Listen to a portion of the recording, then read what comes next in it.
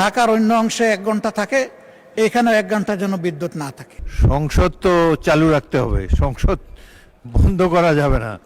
আমি বলবো যে মেহেরবানি করে এটা যেন সংসদ থেকে শুরু হয়, সংসদ যেন এর বাইরে না থাকে, ওই লোড ম্যানেজমেন্টের আওতায় সংসদও যেন থাকে। এখানেও যেন যদি ঢাকার অন্য অংশে 1 ঘন্টা থাকে, এখানেও 1 ঘন্টা যেন বিদ্যুৎ না থাকে। এখান থেকে শুরু হোক, তাহলে জনগণ বুঝবে যে আমরা আসলে বাংলাদেশকে একটা ইউনিফর্ম কান্ট্রি হিসেবে বিল্ড আপ করতে চাচ্ছি। ধন্যবাদ মাননীয় স্পিকার। মাননীয় বিরোধী দলের নেতা, সংসদ তো চালু রাখতে হবে, সংসদ বন্ধ করা যাবে না। মাইক দেন, বিরোধী দলের নেতাকে মাইক দেন। আমি সংসদ ভবন বলেছি, সংসদের অধিবেশন আমি বলি নাই। অধিবেশনের বাইরে অনেক কর্মঘণ্টা আছে।